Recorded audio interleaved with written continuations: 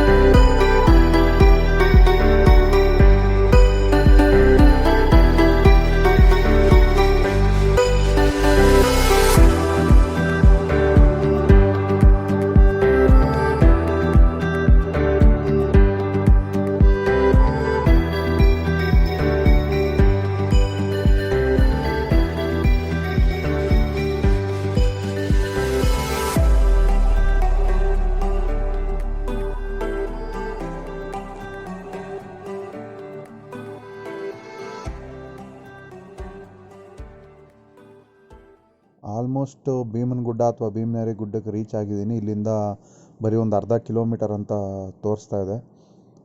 ಇಲ್ಲಿಂದ off roading ಅನಿಸುತ್ತೆ full, mud road, tar road ಇಲ್ಲ, ನೋಡೋಣ. ಮತ್ತು ಇಲ್ಲೊಂದು ಟಿಕೆಟ್ ಕೌಂಟರ್ ಇದೆ. ನಾನು ಆನ್ಲೈನಲ್ಲಿ ಓದ್ದಂಗೆ 5 ರೂಪೀಸ್ ಎಂಟ್ರಿ ಅಂತ ಹಾಕಿದರು. 5 ರೂಪೀಸು ಬೈಕ್ಗೆ ಮತ್ತು 5 ರೂಪೀಸು ಇನ್ ಪರ್ಸನ್ಗೆ ಒಬ್ಬರಿಗೆ.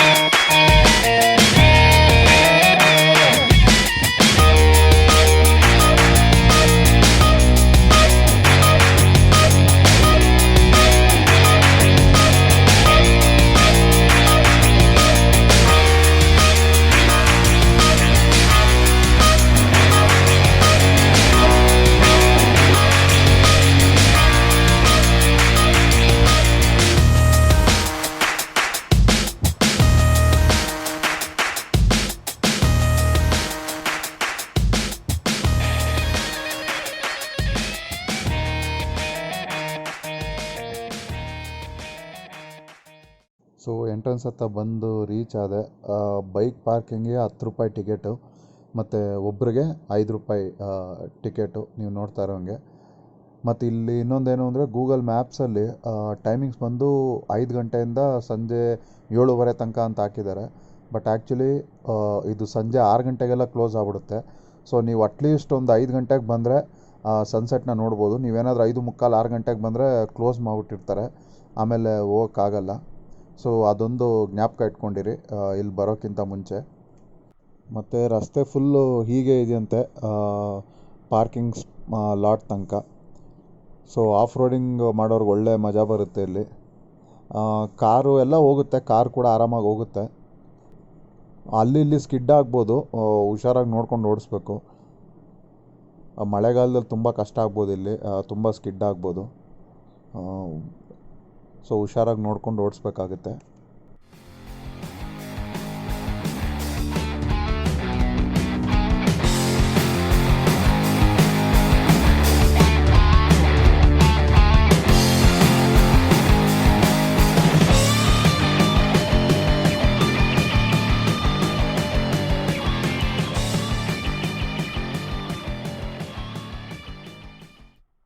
ಸೊ ಭೀಮನಗುಡ್ಡ ವ್ಯೂ ಪಾಯಿಂಟಿಗೆ ಬಂದಿದ್ದೀನಿ ನೋಡಿ. ಸೂರ್ಯಾಸ್ತ ಟೈಮು ಸಕ್ಕದಾಗಿ ಕಾಣಿಸ್ತಾ ಇದೆ. ಸ್ವಲ್ಪ ದೂರ ನಡಿಬೇಕು ಇಲ್ಲಿಂದ.